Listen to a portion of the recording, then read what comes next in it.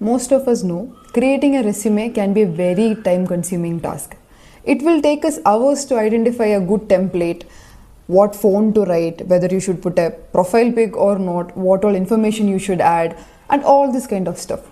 So in today's video, we are going to see some of the key points which you should remember while creating your resume so that it will help you get shortlisted easier. We know that these days resumes are being shortlisted. It can be by a HR or it can be by an automated system with the help of AI screening, etc. The key points which we are mentioning in this particular video, it will help you boost your resume performance. So let's look at a sample resume template which I have created here. I will attach this particular template in the description of the video, but again, as I said, you can follow whichever template you would like, but here are some key points to be mentioned. So here I have mentioned the name as Anupama Lakshmi, what is your name. So that should be the first part of your resume, and the second part, and what is the job title which you are applying for. So if you are applying as an incident response analyst, or if you are applying as a threat intelligence analyst or GRC or whatever profile you are in, so make sure you are keeping that particular title on the top of your resume. And then the next one important things are the phone number, email ID and LinkedIn. If you have a LinkedIn account, well and good.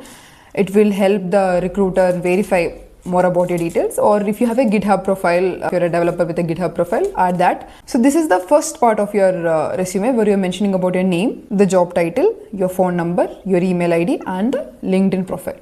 And then we are moving to the next part, which is the profile summary.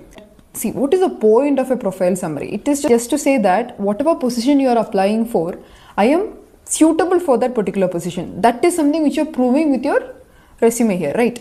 So what we are giving is, first mention why this particular position you are working for with your relevant years of experience.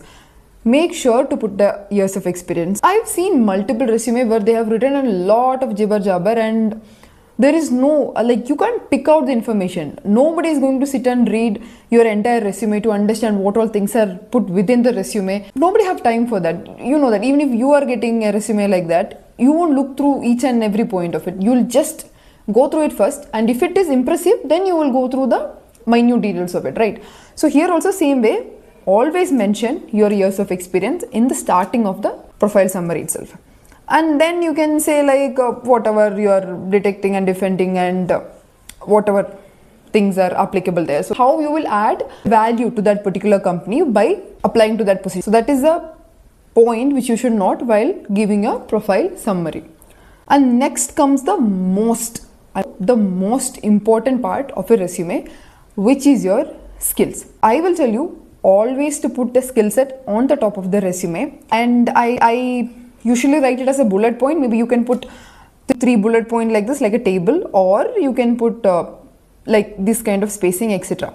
Now, why you should write your skill set there? See, the entire point of a resume is that you need to get shortlisted for an interview to showcase your skill. You might be a very talented person with lot of skill set, but if you can't prove that skills with a small piece of paper, you're not getting shortlisted and you're not getting that opportunity to prove your talent.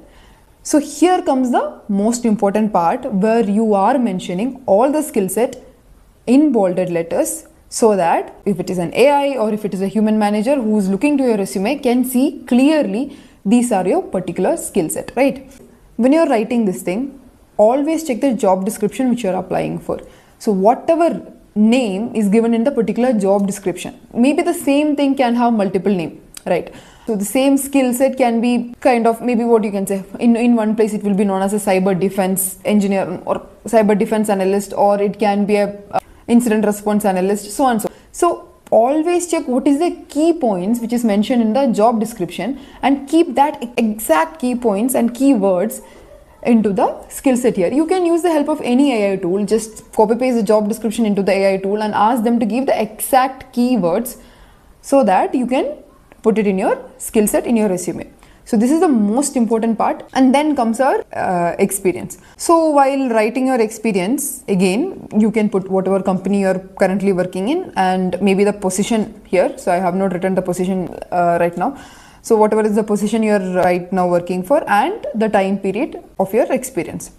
Again, we took the keywords from the JD, right? So use that keywords to create points. So whatever role you have worked in, how that role in your previous company is matching with the new job you are applying for.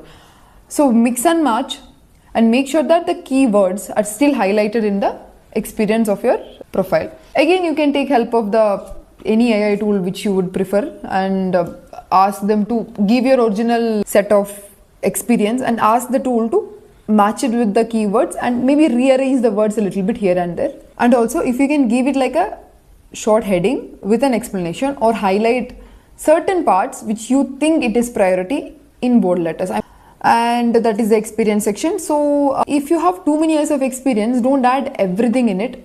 Maybe add the previous 3 companies, and rest you can mention like the information will be provided on request or anything as such. Always mention the relevant experience which is related to the job position you are applying for. And then next comes the certification. Again, if you are working in cybersecurity, we all know certifications are one of the key areas which will get you hired. So mention your certifications very clearly, and maybe if you are writing CEH, add Certified Ethical Hacker to just give an explanation on what it is. Add all your certifications. Again, this is another key area which all the recruiters are looking for, and it will help you get your resume shortlisted faster. And that's all mainly here. Next is the education part. You can give your education. So this is an overview, an overall format in which I am following while creating a resume. I have helped a lot of people refine their resume, check for key points and then apply, and we have seen huge success rate in being shortlisted that they get calls from even very big companies including Amazon, Facebook, etc. This particular format might look simple, but that is the strength of this particular resume. Why? Because when this resume is passing through the screening or any tools, it does not create any parsing error.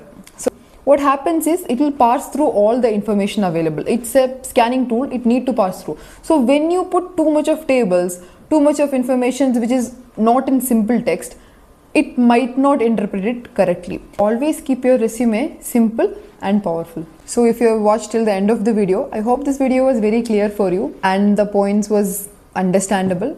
For any doubts or clarifications, you can comment in the video or ask me directly. I'm available on LinkedIn. And if you want me to check your resume, please feel free to contact me. And that's all for today. Thank you.